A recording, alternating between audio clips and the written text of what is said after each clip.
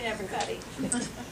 I'm going to try to tie into some of the things that both Andy and Dennis have talked about, but I'm going to take you in a slightly different direction, I think, at least for the beginning here. I wanted to talk about some of the trends in contemporary art. I'm with the Weatherspoon Art Museum at UNCG. If you're not familiar with the Weatherspoon, it is an institution that has a focus that has developed over its 70-year history to be one of concentrating on modern and contemporary art. That is art from the beginning of the 20th century to tomorrow. Okay. I want to clarify the idea of what is contemporary art, because the art we're surrounded by here is contemporary art. And I don't mean to separate that out so much. I would just say that the difference between the work that we tend to show, though this isn't always the case either, is that the work here is contemporary but more traditional.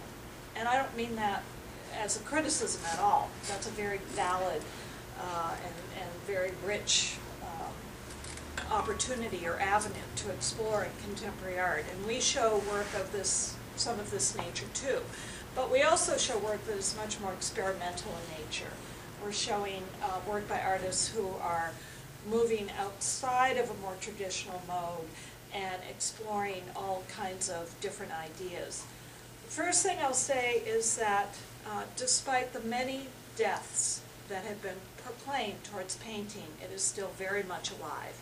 Every 5 or 10 years people say painting is dead, and then it comes back again, just like that. You know, as soon as it's dead, it rises from the grave.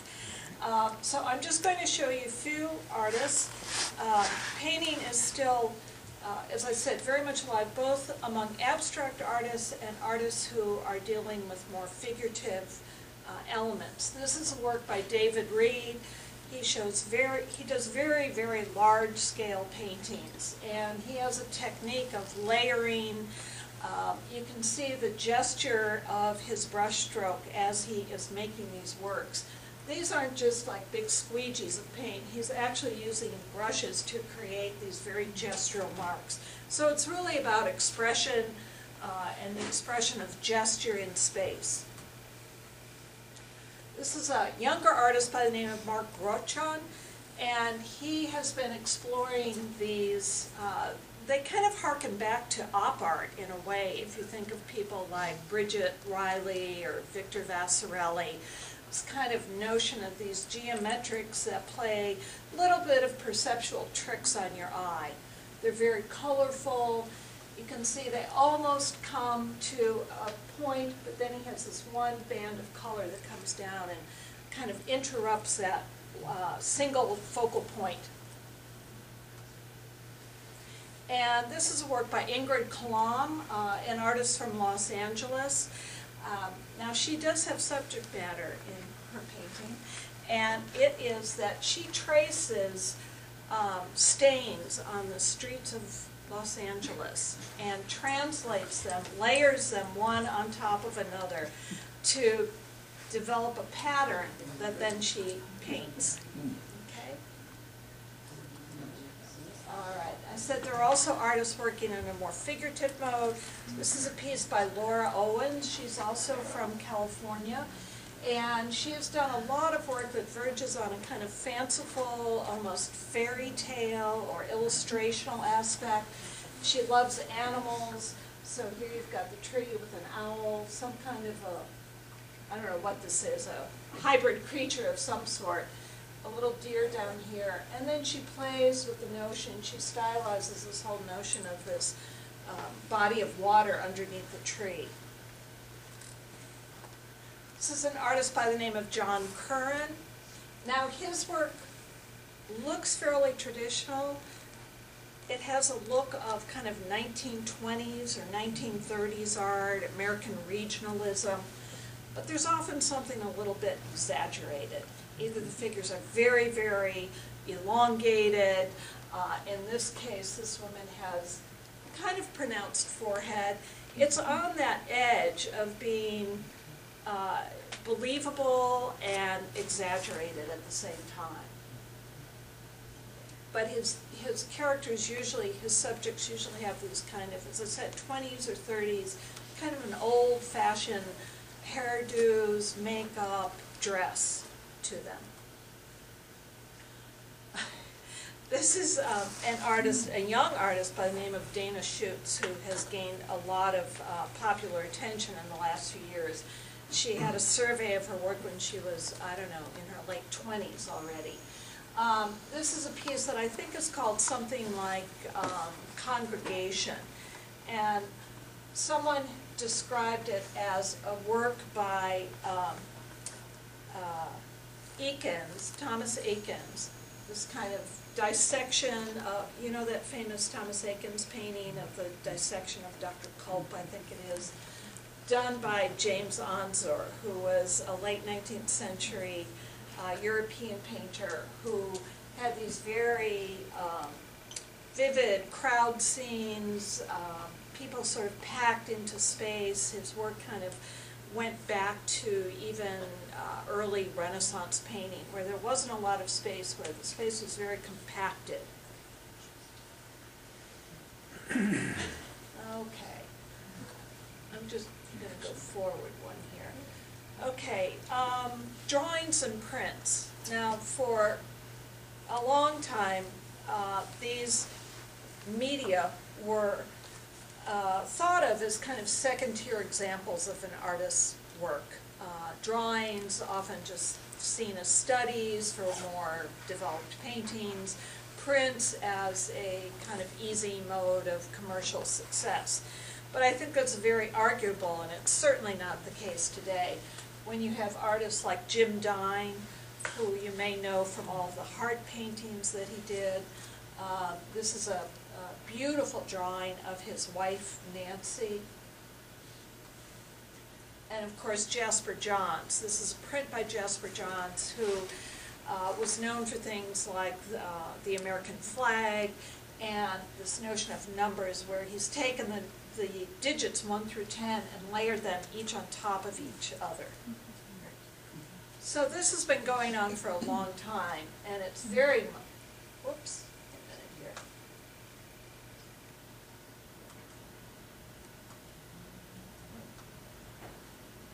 There must be an easier way to do this, but I don't know what it is, so. There. But drawing and printmaking both are very viable mediums today, and they're commanding great interest and great prices too at auctions and even within galleries. This is a piece by Daniel Tegeter. This is an enormous piece. It's about, I don't know, 6 by 8 feet, something like that. And it's done in a variety of drawing materials, gouache and pencil and graphite and so on. And as you can see, it's abstract, but it's kind of constructivist in nature. It makes you think of architectural plans and different kinds of approaches to space. And this is a work by a South African artist named William Kentridge.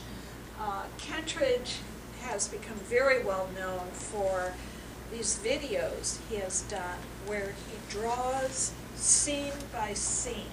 I mean, they're incredible in terms of their animated quality. He'll draw a scene, and you can see as he's photographed it, he erases it and draws back into it. If you ever have a chance to see any of his videos, they're really remarkable. And he's done a whole series about this South African businessman called Ubu. And this is where the doctors are collecting around the bedside of Ubu. Photographs, too, one time had to kind of fight their way to be considered as high art, but certainly not anymore. Photography galleries are on the rise, and in the last decade, the prices of photographs have risen in an extraordinary fashion.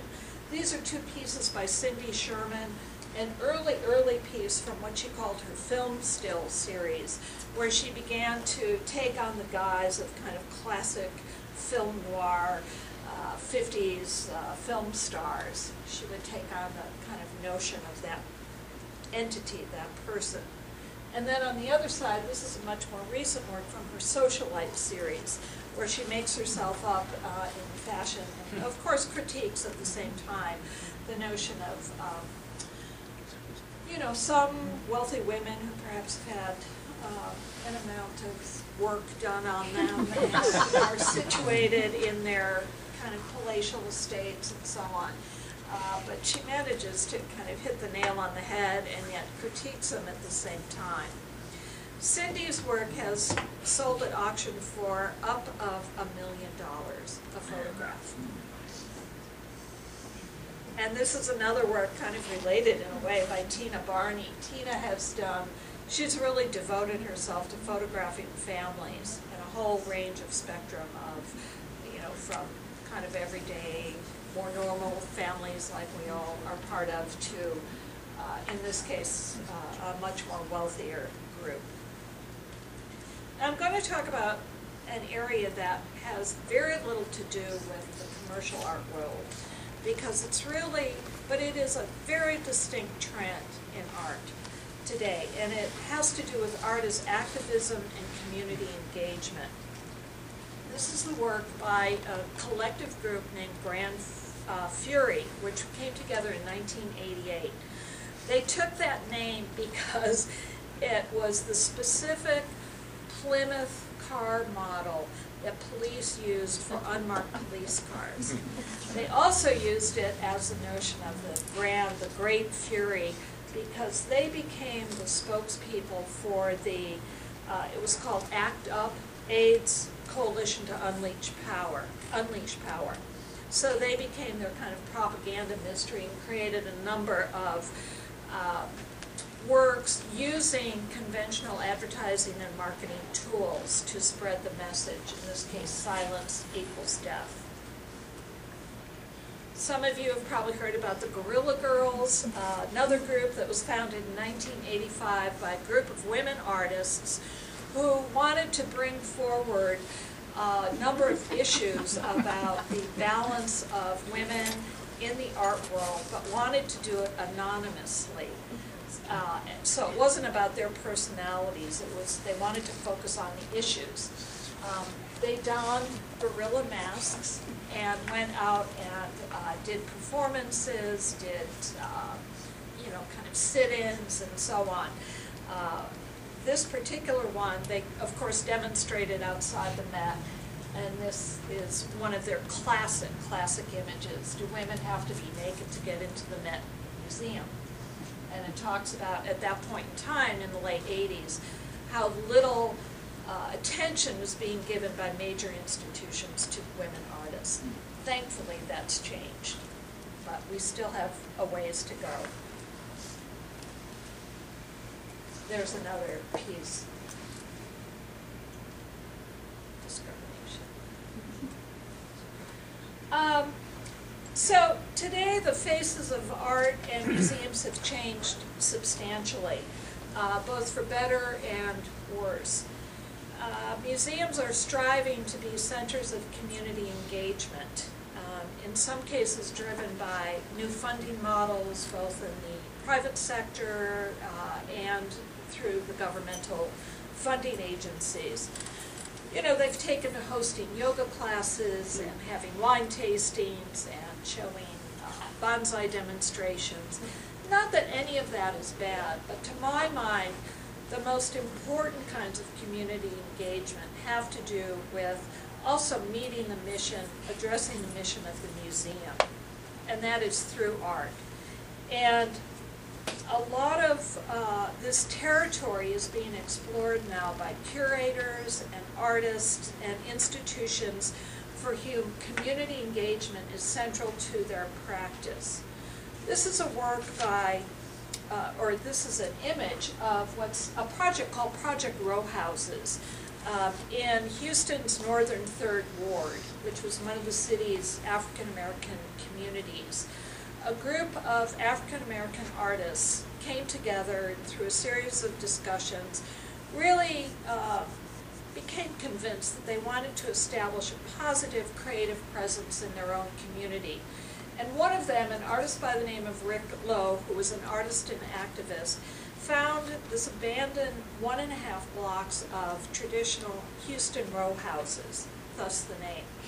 And this became the perfect opportunity for them to pursue this notion of creating almost a new form of art. Project Row Houses was founded on the principle that the community it creates can be the foundation for revitalizing depressed inner city neighborhoods. Their mission is to create community through the celebration of art, African American history, and culture. And here you have the before and after. This was probably an event of some kind, like a gallery opening or some kind of collective gathering. And you can just see the difference in how these have been restored. They've been turned into artist studios and living spaces. Pepe Osorio is an artist who received a MacArthur Genius Award in 1999. He began his career as a social worker, and this is a project he did that he was an artist in residence for 3 years at the Philadelphia Department of Human Services. And he worked with administrators and clients and funders and social workers within that complex to try to produce something that was an institutional critique. That is, to look carefully at the institution and what it was doing. I don't mean critical in a negative sense, but to really kind of evaluate and understand the institution and how it was operating. So it resulted in an exhibition where he created a series of tableaux. In this portion, these recreated cubicles of the social workers in the department, particularly the foster family department. And then this is all of the contents of the family's possessions, the houses, put within this kind of cage. This is an artist named Don Vo, who's a Vietnam-born artist whose family left South Vietnam in a boat and were picked up at sea by a Danish shipping vessel. They assimilated into European culture, and this kind of mix of the notion of immigration and change and assimilation into new cultures is the basis of his work. So it's kind of about both historical and personal experience. This is part of a project that he's doing. Again, it's a 3-year project at the Art Institute of Chicago. And he's recreating the Statue of Liberty on a 1-to-1 scale, but in pieces. At the end of the project, he will distribute these around the world, different pieces of it. And in fact, when the Statue of Liberty first came to the United States, pieces of it were shown individually, like the head was shown in Philadelphia, and the hands were shown somewhere else in Washington, D.C. So he's reverting back to that notion, and of course the Statue of Liberty is perhaps the symbol of immigration. And then, you can't see this very well, but finally this is a work by a British artist by the name of Jeremy Deller. It's called It Is What It Is, Conversations About Iraq. And this is a project that's traveled to several museums around the country, and it was designed to foster public discussion by bringing in experts, including some ex-U.S. servicemen who had served in Iraq, a translator for the British Embassy in Baghdad, and part of the installation was a car from a bomb site.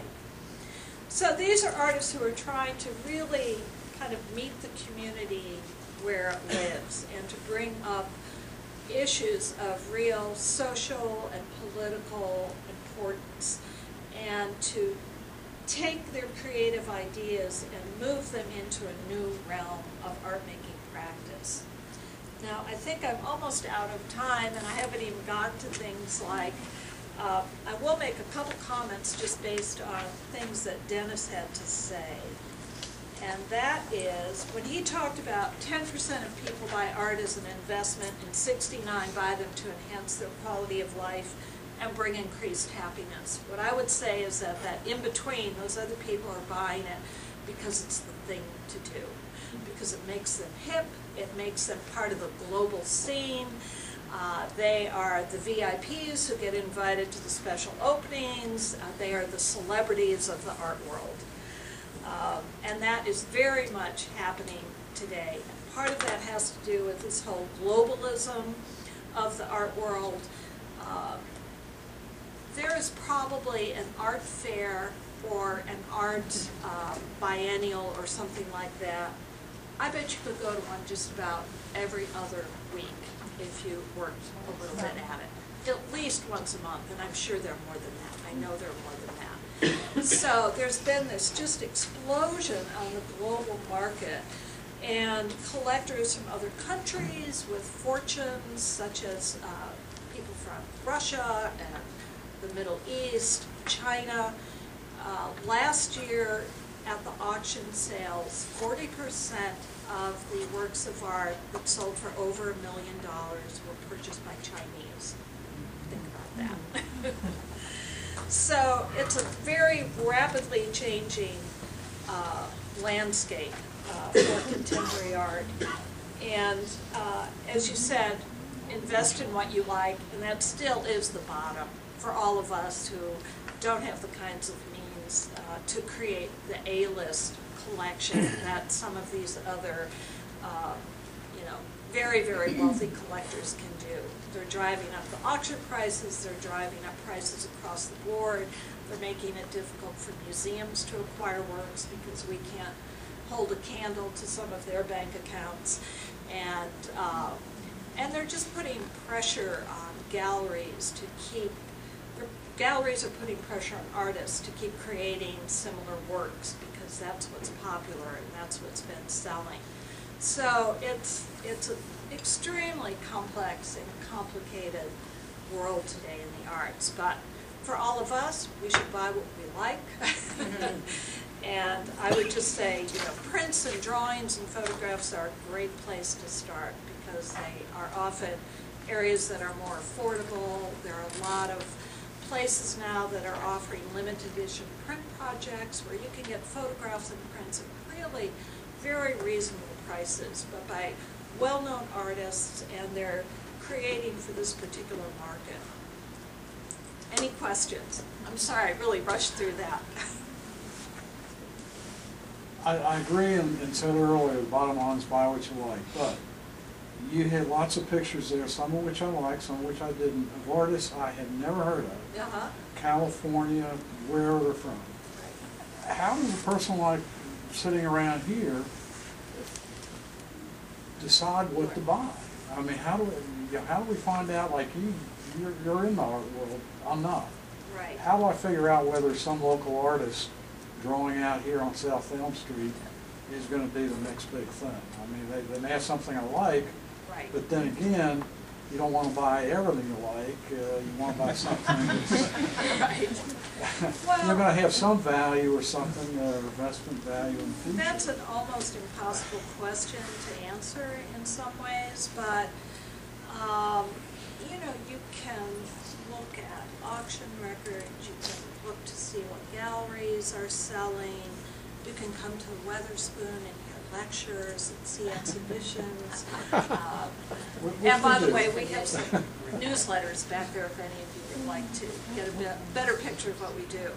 But it's really, it's a question that's very difficult. It's really about educating yourself. If that's what you want to do is buy art as an investment, I think you have to educate yourself.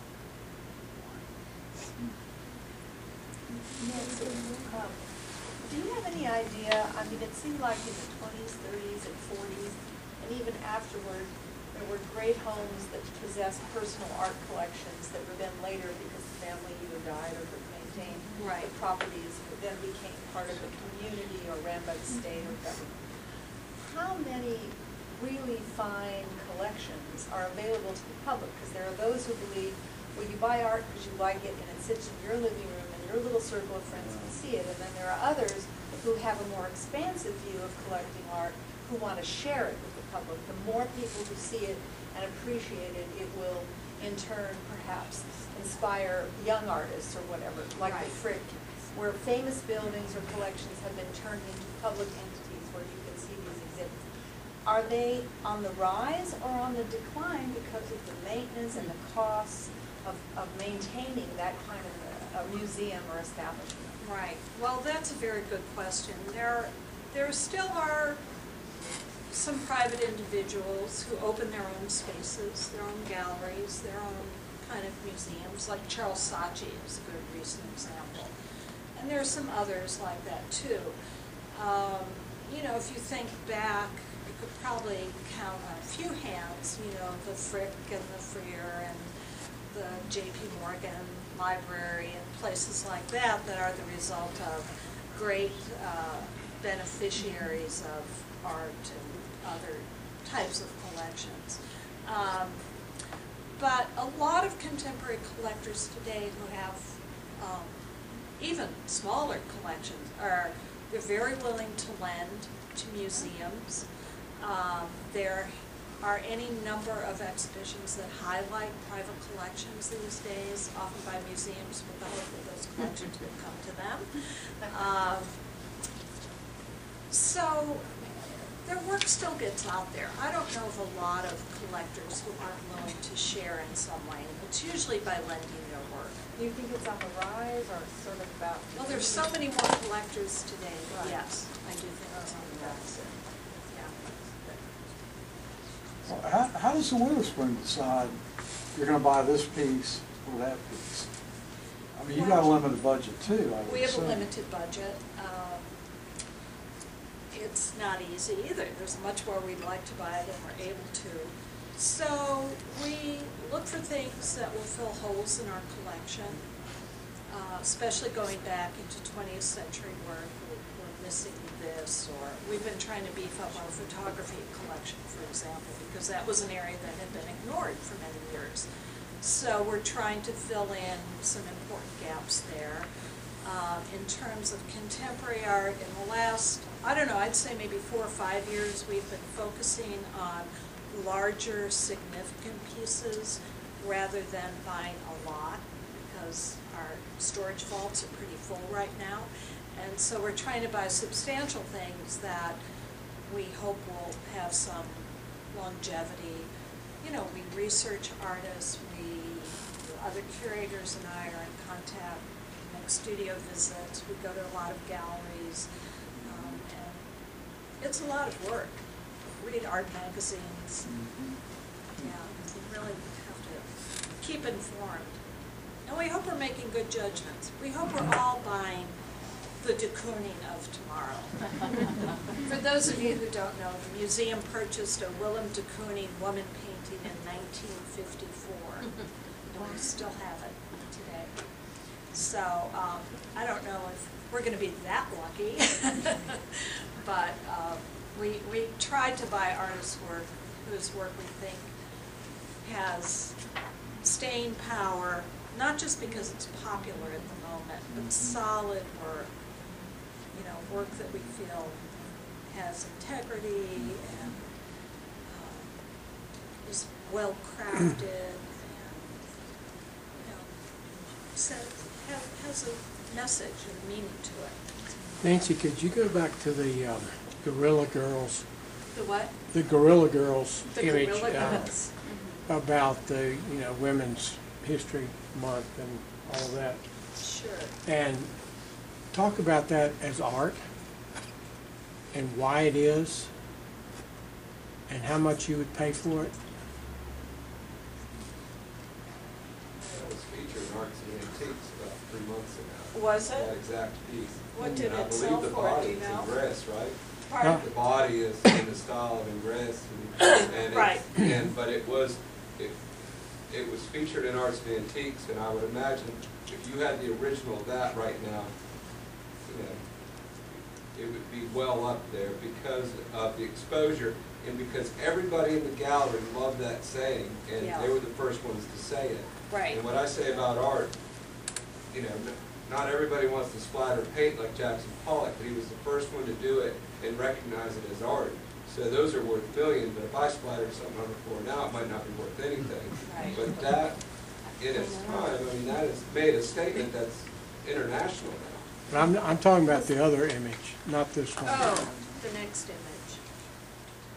Well, you know, I don't know if I would consider the next image. Whoops. The one had discrimination upside down. Okay. I don't know if I can get back to that. I seem to be. But you remember what it is. Right, right.